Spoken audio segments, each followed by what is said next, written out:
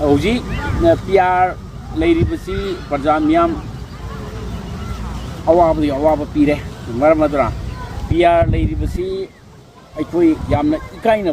Ikai from Toego, Maramadana Chukuiba, Siki PRC, TOTOMSHANA PR Dunati, Tataru, PR Tamaka Sakar Semnaba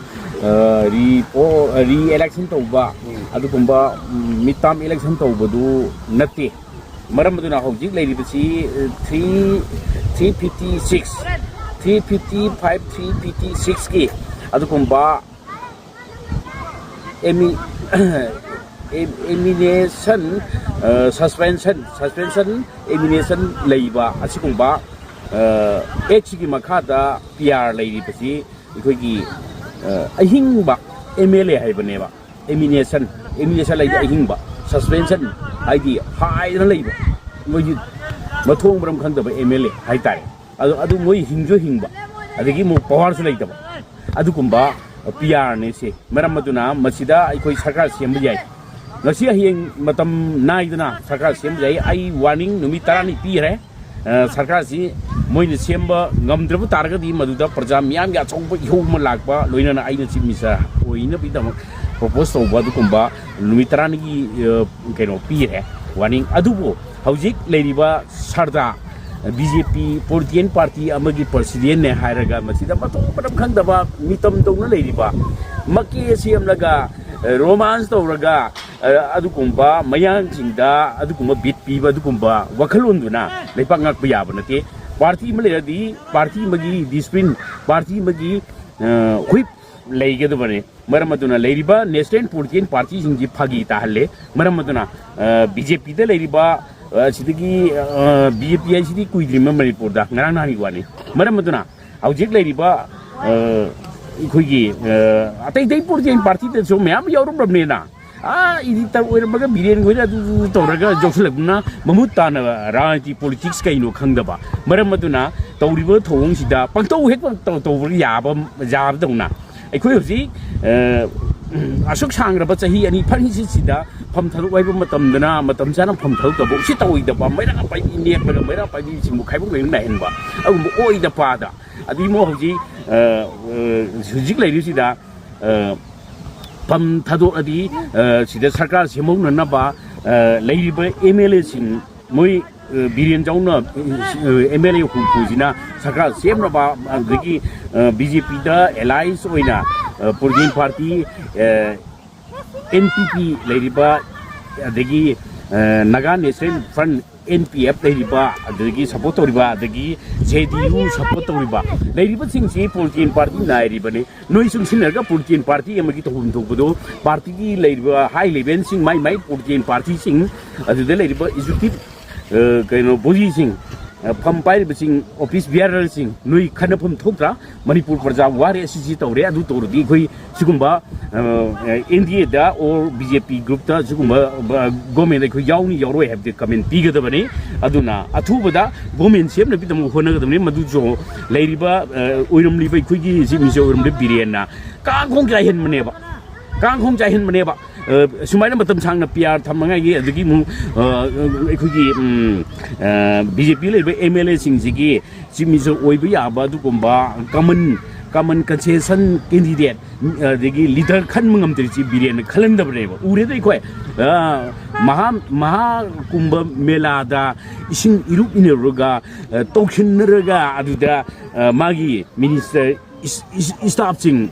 magi minister oiba sing Maduda grouping discussion torga madu wa tanarga noise when I pump Tadokani, I took a noise claim to with America. Purto Mudu Torga come and get them to Pangdaba, Lidera Mato Kanma Mandaba. Assume Jibian Lila Nemasi, Miam Masi Kanbiu, Loinana. Ladyba, I call Sida no confident motion, Pira Ani Hanaki assembly from the high Sida. No confident motion Pis Canano opposition of Pigado. The Congress Adu Jai, Adigi Adum the Gay, Karai the Gimo MLA Mangana, the Karai the Gay, NPP Ladyba, Dana Purjan Partina, the Gimo BJP Manungda Aduda, I know Pangang Lagasida, Punjai Sainaba. ꯑꯩꯈꯣꯏꯒꯤ ꯀꯂꯦꯛꯇꯤꯞ stable ꯑꯣꯏꯕ ꯄꯣꯠ ꯑꯃ ꯁꯥꯒꯠꯅꯕ ꯍꯣꯠꯅꯕꯗꯤ ꯋꯥꯈꯜꯂꯣꯟ ꯑꯝꯇ ꯄꯤꯗꯦ ꯍꯧꯖꯤꯛ ꯈꯟꯅ ꯅꯩꯅꯔꯤꯕ ꯗꯤꯁꯀꯁꯟꯅꯦ ꯀꯥ ꯍꯥꯏꯔꯤꯕ ꯃꯅꯨꯡ ꯍꯨꯠꯅꯦ ꯀꯥ ꯍꯥꯏꯅ ꯃꯊꯣꯡ ꯍꯨꯛꯇꯕ ꯀꯦꯕꯜ ꯅꯦꯠꯋꯥꯔꯛꯁꯤꯡꯅ ꯄꯪꯁꯥꯟ ꯁꯥꯟꯅꯕ ꯁꯤꯒꯨꯝꯕ ꯄꯣꯠꯁꯤꯁꯨ ꯄꯪꯊꯣꯛ ꯇꯧꯕꯤꯅꯣ ꯃꯗꯨꯗꯩ ꯎꯀꯤꯜꯅꯦ ꯑꯈꯪ ꯑꯍꯩꯅꯦ ꯑꯗꯒꯤ ꯃꯗꯨ ꯂꯤꯗꯔꯅꯦ ꯑꯗꯨꯗꯒꯤ ꯑꯗꯨ ꯇꯣꯀꯔꯅꯦ ꯔꯤꯁꯣꯔꯁ ꯄꯥꯔꯁꯟꯅꯦ ꯀꯥꯏꯅ ꯄꯪꯉꯥꯡ ꯉꯥꯡꯂꯒ ꯂꯩꯄꯥꯛ ꯊꯨꯒꯥꯏꯅꯕ ꯋꯥ ꯉꯥꯡꯒꯅꯨ ꯁꯖꯦꯁꯟ ꯄꯤꯒꯗꯕ ꯁꯤ ꯇꯧꯔꯒ ꯒꯣꯔꯃꯦꯟ ꯁꯦꯝꯒꯗꯕꯅꯤ ꯍꯥꯏꯗꯣ ꯍꯥꯏꯒꯗꯕ ꯑꯗꯨꯒ ꯁꯨꯃꯥꯏꯅ ꯃꯊꯣꯡ ꯍꯨꯛꯇꯕ ꯑꯁꯤꯒꯨꯝꯕ ꯋꯥꯈꯜꯂꯣꯟꯁꯤ ꯇꯧꯔꯣꯏꯁꯤ ꯑꯃꯨꯛ ꯍꯟꯅ ꯑꯗꯒꯤ ꯐꯦꯁꯕꯨꯛꯇ ꯄꯪꯉꯥꯡ ꯉꯥꯡꯂꯒ ꯍꯨꯟꯗ ꯆꯤꯡꯇꯝ ꯍꯨꯟꯅꯗꯅ ꯑꯃꯒ ꯃꯊꯣꯡ ꯃꯔꯝ ꯈꯪꯗꯕ ꯑꯩꯈꯣꯏꯒꯤ ꯂꯥꯟꯁꯤ ꯍꯦꯟꯖꯟꯅ ꯃꯩ ꯆꯨꯕꯒꯤ ꯋꯥꯈꯜꯂꯣꯟꯁꯤ ꯊꯥꯗꯣꯛꯄꯤꯌꯨ ꯑꯩꯈꯣꯏ ꯄꯨꯝꯅꯃꯛ ꯑꯗꯨꯒꯨꯝꯕ ꯇꯪ ꯇꯥꯕ ꯑꯃ ꯂꯩꯃꯤꯟꯅꯅꯕꯒꯤꯗꯃꯛꯇ ꯑꯩꯈꯣꯏ ꯖꯥꯇꯤ ꯃꯁꯦꯟ ꯀꯥꯡꯂꯨꯞ ꯃꯁꯦꯟ ꯐꯨꯔꯨꯞ ꯃꯌꯥꯝ ꯄꯨꯟꯅ ꯍꯤꯡꯃꯤꯟꯅꯕ ꯌꯥꯕꯒꯤ ꯋꯥꯈꯜꯂꯣꯟꯗ ꯑꯩꯈꯣꯏ ꯆꯪꯁꯟꯅꯕꯒꯤꯗꯃꯛ ꯑꯩꯈꯣꯏ ꯑꯄꯨꯟꯕ ꯐꯤꯔꯦꯞ ꯂꯧꯃꯤꯟꯅꯁꯤ ꯃꯔꯝ ꯑꯗꯨꯅ ꯑꯩꯈꯣꯏ ꯍꯧꯖꯤꯛ ꯎꯔꯦ ꯑꯊꯨꯕ ꯃꯇꯝꯗ ꯃꯁꯤꯗ ꯀꯃꯥꯏꯅ ꯇꯧꯋꯦ ꯀꯥꯟꯗ ꯕꯤꯔꯦꯟꯒꯤ ꯏꯇꯤꯍꯥꯁ ꯕꯤꯔꯦꯟꯅ ꯁꯥꯟꯅꯔꯤꯕꯁꯤꯗ ꯂꯩꯔꯤꯕ ꯕꯤꯖꯦꯄꯤ ꯃꯅꯨꯡꯗ ꯕꯤꯖꯦꯄꯤꯒꯤ ꯄ꯭ꯔꯁꯤꯗꯦꯟꯅ ꯀꯥ ꯍꯥꯏꯔꯒ ꯃꯗꯨꯗ ꯁꯔꯀꯥꯔ ꯑꯁꯤꯗꯒꯤ ꯃꯊꯤ ꯃꯀꯨꯝ ꯆꯥꯅ ꯑꯩꯈꯣꯏꯁꯦ ꯆꯠꯄ ꯑꯗꯨꯒ ꯃꯅꯨꯡꯗ ꯀꯅꯥꯅ ꯀꯔꯤ ꯁꯥꯟꯅꯔꯤ ꯍꯥꯏꯕꯗꯤ ꯕꯤꯖꯦꯄꯤ ꯃꯅꯨꯡꯗ MLA ꯃꯌꯥꯝꯗ ꯑꯗꯒꯤ ꯃꯤꯅꯤꯁꯇꯔꯁꯤꯡꯗ ꯇꯧꯗꯨꯕ ꯇꯧꯔꯣꯏꯗꯨꯕ ꯊꯕꯛ ꯃꯌꯥꯝꯈꯛ ꯕꯤꯔꯦꯟꯅ ꯀꯥꯊꯣꯛꯅ ꯇꯧꯁꯜꯂꯦꯕ ꯃꯔꯝꯗꯤ ꯀꯩꯅꯣ ꯍꯥꯏꯔꯀꯥꯟꯗ ꯉꯁꯥꯏꯒꯤ ꯕꯤꯔꯦꯟꯒ ꯍꯧꯈꯤꯕꯗ ꯅꯥꯛ ꯇꯥꯟꯅꯗꯅ ꯕꯤꯖꯦꯄꯤ ꯃꯅꯨꯡꯗ MLA ꯃꯌꯥꯝ ꯈꯥꯏꯕꯣꯛ ꯅꯥꯏꯔꯒ ꯑꯗꯨꯗꯒꯤ ꯂꯥꯏꯔꯤꯛ ꯑꯍꯩꯕꯁꯤꯡ ꯅꯣꯏ ꯀꯩꯗꯧꯔꯤ ꯗꯤꯜꯂꯤꯗ ꯐꯝꯂꯒ ꯂꯥꯏꯔꯤꯛ ꯑꯍꯩꯕꯁꯤꯡ ꯅꯣꯏꯅ ꯗꯤꯜꯂꯤꯗ ꯐꯝꯕ ꯁꯔꯀꯥꯔ ꯊꯨꯒꯥꯏꯕ ꯑꯗꯨ ꯕꯤꯔꯦꯟ ꯑꯗꯨ ꯉꯥꯡꯉꯤꯗꯨ ꯀꯔꯤ ꯃꯊꯧ ꯂꯩꯒꯦꯕ ꯀꯔꯤꯒꯤꯅꯣꯕ ꯅꯪꯅ ꯂꯩꯉꯥꯛꯂꯒ ꯅꯪꯒ BJP ꯕꯤꯔꯦꯟꯒ ꯅꯛꯅꯗꯕ BJPꯒꯤ MLAꯁꯤꯡꯒꯤ ꯂꯣꯀꯦꯜ ꯑꯦꯔꯤꯌꯥ ꯗꯤꯕꯂꯞꯃꯦꯟ ꯐꯜ ꯑꯗꯒꯤ ꯗꯤꯕꯂꯞꯃꯦꯟ ꯀꯌꯥ ꯅꯪꯅ ꯄꯨꯟꯁꯤꯟꯅ ꯊꯝꯕ ꯐꯥꯏꯟ ꯀꯌꯥ ꯑꯗꯒꯤ ꯐꯥꯏꯅꯥꯟꯁꯤꯌꯦꯜ ꯑꯗꯒꯤ ꯐꯟ ꯀꯌꯥ ꯊꯤꯡꯖꯤꯜꯂꯒ ꯊꯝꯕ ꯑꯗꯨꯒ ꯅꯪꯅ ꯆꯥꯟꯗꯦꯜꯒꯤ MLA उड़ीसा नंगना बीजेपी की MLA नंग जाना तब बीरेन के जाना तब MLA सिंगे लोकल एरिया डेवलपमेंट क्या था उड़ीस न इंचार्ज ओरेगा उड़ीस न लोइन वर्क तोबा मधु करीनो नंगी लीला अदुदा करम MLA न मधु सौरमुनी सौरमुए अति मथो मरम खंगदबा नंगा प्रधान जिला परिषद मेंबर बयाम हबचले नहीं फिगाव दगे मसी न तौरिबसिंगी जेंगमन ओरेमद्रो हा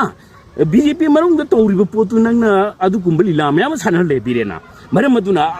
Toriba Togo Promoji, Birene, Adu Nangi Ladyba, Jud Adu Ada, Kain Lergo, who don't want to put up Tatole Mianda, Nangi Huraluna Namdo, Maramaduna, Asikubalenga, Amona, Utanabidama, Adigi Ipombo Nujikure, Masi Quina. Queen Masi PRC Queen Tamak the Parza Jamwagani, Hosi Kunak was like Tapon Kangre, Manipur boundary Nak Navinamta, Adagi Asikum Lasi, the Magi sing the Sosingi, Adukumba, Kunak passing, Aditam the Sutamgi, Magi Lam Biles. Volunteer man couldn't not say Rivasida. I think he Kulai Packet Palip Taba, the Giving Manipur boundary, Bamagi boundary, the border area, the couple hundred Bamam, Asiki lands in a Kanatoba, Masi boundaries, Manipur boundary, Nataba, Manipur the Kanana. I think Barat Sakana low river runs Sikano. Asuk Chanaba Matamzi, Biren Pamtadu Waimatamana, Adukumatoba, Aduga Prime Minister Narendra Modina. Machin the Wampongang, but PTB Malam countries in the Koi was Lagbachaba. As you oi the Pada, Amichana, Manipur Lalamon, Mitarani Piramag, oi the Pada, the Yanang Summit Patrana, Manipur Lamaga, Mato hooked up a Tabak Giva. I did Manasida, Unari MLA Unamaga, Mayumde, Hanba, Pamjanba, Opista, Adukumba, Oficiency Lamtus Atadaba, Asikumba Lilam Yamchi, Tokshan Ribane, Maramuduna Barat Sagrana, Baraki, Ladiba, Melan Indiana, Manipuri Yati Zigi, Maita, Ikogi Puruki, Adigi Manipuri Yati Gidamata, a Papa Torgan Abutajab lady, Maramaduna, Tumatam Dai, Lady MLA sing Noi Kadorino. MLA sing Noi Kadorino, Hauji, Lady Chief Minister. Contest or Chief Minister demand or Rivisingji, Birena Tojan Mangagram Hoton Ure, Naya Maha Kumba Melada, knowing the Irupinera to the Oi the Pada, Aduga Bireno Tuneraga, Chief Minister Dimano Tohunra, Pucha Hele, Adigi Asok Changa Matam, Dili the Larry Hipanoina, Dili the Lara Sakar to Gaibadu Tunganam, but Nankanado Nomo. Ha, Maramaduna, Asikumba. Assume oi the Pada Mayamji, discussion award the Kanan Nariba Mayam, Sakar Semnaba, Parzamiami, Mihu Kaliba, Sakar Semrane, Adu, Nuina Singam Tradi Pamtado, open loy noi MLA resign to ro nithi na aduga bol halen manda phei ko biar matam koina thamna parja saw hen ngani labdam chi da BJP pu mu thalakani maram maduna parja miyam masi leiriba MLA singna parja miyam na kari dor kan hapsi na sana khangam ne hai wafam thamjari